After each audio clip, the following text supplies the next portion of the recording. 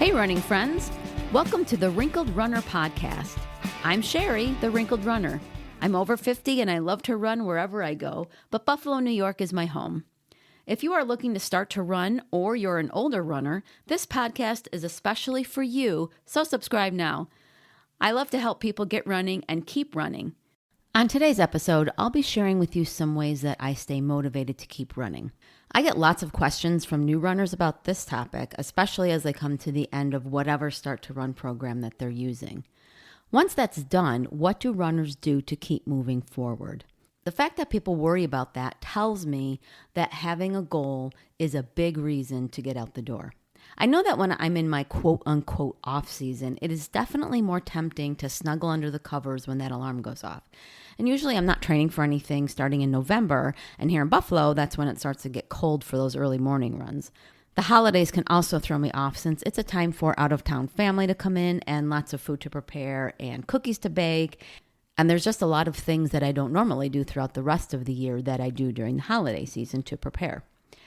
So even if I'm not training for a race, I still try to have a goal that I'm working on. I also write down my runs for the week so that I have something to check off.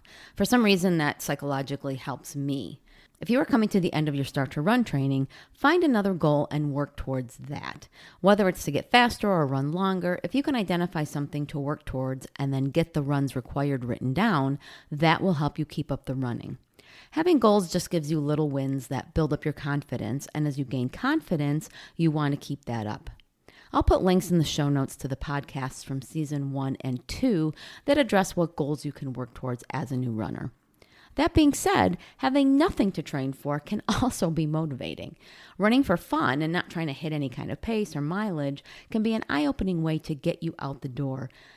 I wouldn't even take my watch on some of these runs. Just get dressed, get out, and just run. Stop and see what's around you, take a different route, do a run walk based on feel. Not having anything but the run can be a fun way to bridge that gap between training for something and just enjoying the running moment, so to speak. Just make sure doing this is something that's motivating for you. Some people really need that goal or at least something to check off.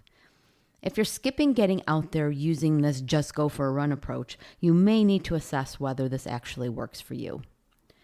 Another thing that helps me is to get up and run first thing in the morning. It's not easy most mornings because I'm not a morning person at all. But if I want to run with Dave, it has to be early. Now that he's back in the office, we have had to get used to getting up before the sun again to account for his commute. When his company had everyone working from home, he could get up later and run and then even do a few meetings in his pajamas before taking a shower. It took some getting used to now that his life is a little more back to normal, but I'm always so glad when we go for that run first thing in the morning. If I do want to flake out, I just ask myself if 3 p.m. Sherry will be happy with 5:45 a.m. Sherry that she didn't get up for a run, and my answer is almost always, nope, 3 p.m. Sherry will not be happy. Even if I have the whole day to run, not getting out there first thing can lead to not getting out there at all once the day starts and normal life happens. Another way we can stay motivated is to work with a coach. I've covered this topic on this podcast, on my website, and over on the YouTube channel, so I'll link to all that in the show notes. Just know that even if you're a beginner, you can have a coach. It'll take the guesswork out of goals since part of their job will be to help you formulate them. And then not only will 3 p.m. you be happy, so will your 3 p.m. coach. If you don't want a coach, you can join a running club or find a running buddy. There's actually nothing like having someone else to run with that can bring out the joy in running.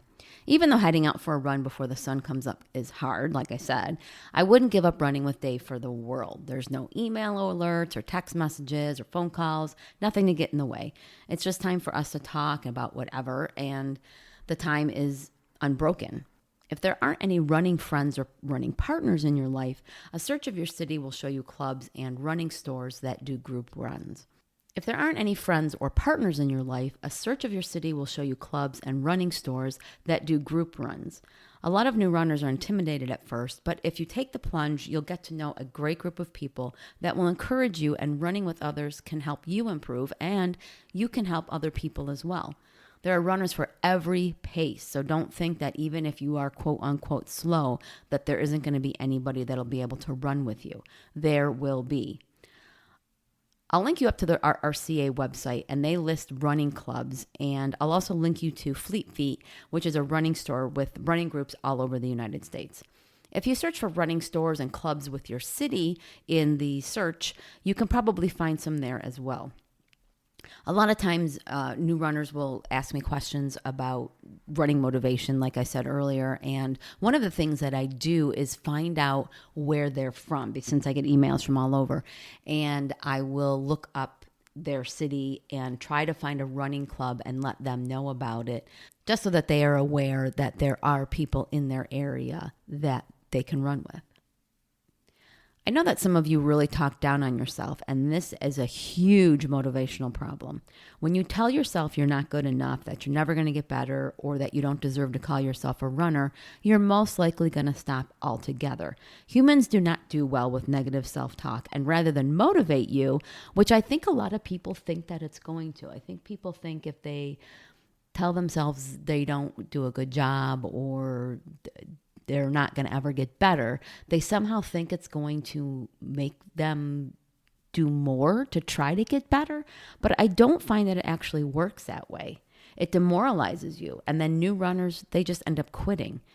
Don't let those negative thoughts take root.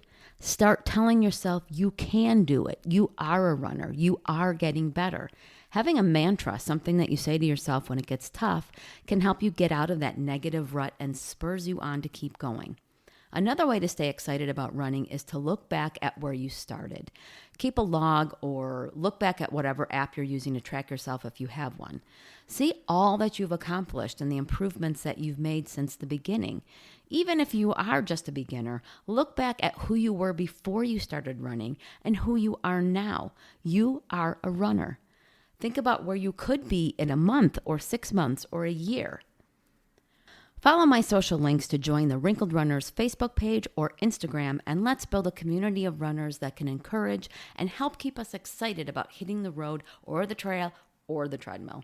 There are so many of us out there that love to share our journey, and you adding to the story just helps all of us. This week's running resource is the RRCA Running Club Finder on the RRCA website. Find your city, find your club. Next week, I'll be talking about running in the cold. Having the right gear and a few safety tips can also help with your motivation, so join me next Monday morning. I hope you enjoyed today's episode. If you know another runner who could benefit from today's topic, go ahead and share it. Do you have any running questions? You can ask me. Email me at sherry@wrinkledrunner.com, and if I can't answer your question, I will do the research to find the answer and share it with you. The questions I get from listeners like you help me develop episodes, so please don't be shy. You can sign up for my once-a-month newsletter using the link provided so that you can have all the Wrinkled Runner resources from the past month all in one place. I also have opened up my virtual coaching in addition to coaching one-on-one with those in the Buffalo, New York area. So head to my coaching page on the Wrinkled Runner website, which I will, of course, link to, and check out how we may be able to work together. Until next Monday, thanks for listening, and I'll see you on the run.